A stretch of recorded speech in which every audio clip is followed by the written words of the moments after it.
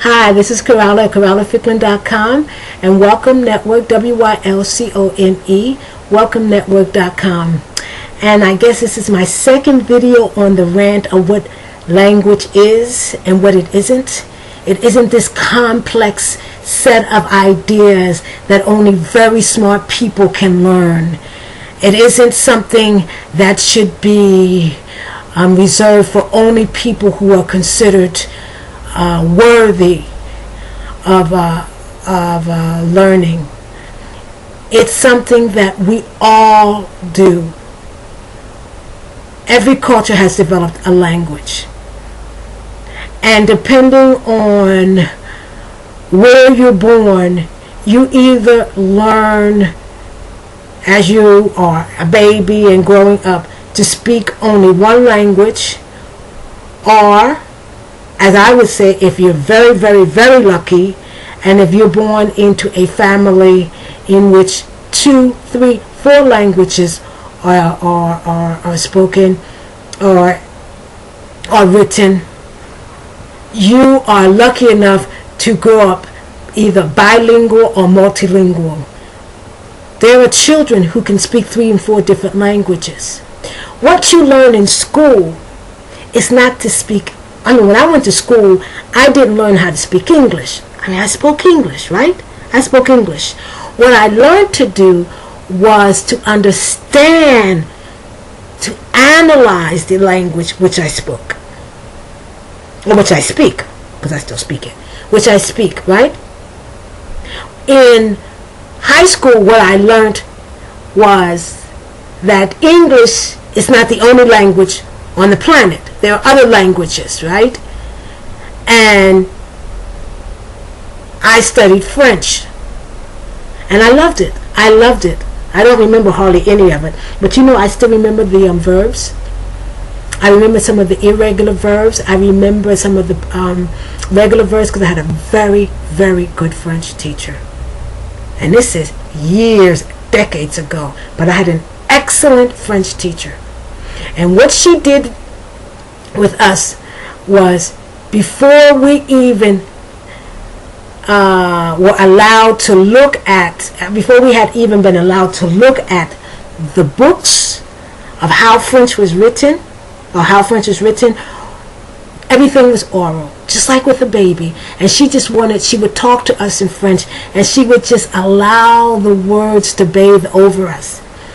Then she would have us conjugate verbs, but in our heads. So to this day, I can still conjugate the verb parler. Right? And I haven't seen that verb in many decades. I can still conjugate the verb avoir or aller. Now these avoir and aller are irregular verbs. Je vais, tu vas, il va. Was it vous allez, nous allons, ils vont. I think that's right. And elles vont, right? I can still do that, or at least halfway, right? Because she taught us so well that became part of my memory bank, and I don't forget it, or maybe not remember it. I don't totally forget it. Okay, what you learn is to analyze. You learn how to manipulate. I'm talking about learning your own language. You learn how to manipulate your own language.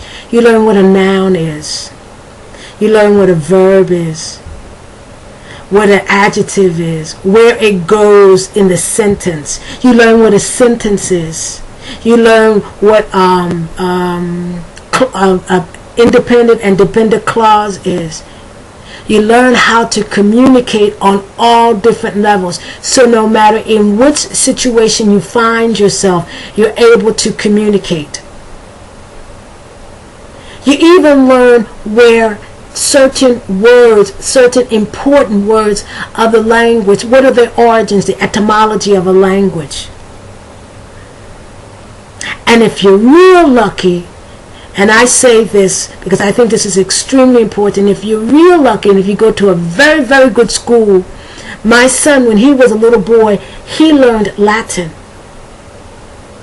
Now, he didn't learn Latin in order to speak it, because no one speaks Latin, but to understand the English language better.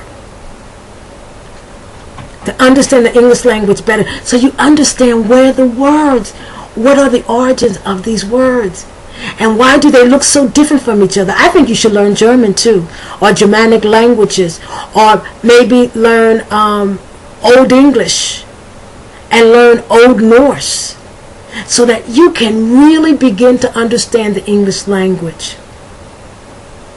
That's what we do at welcome.com, welcomenetwork.com.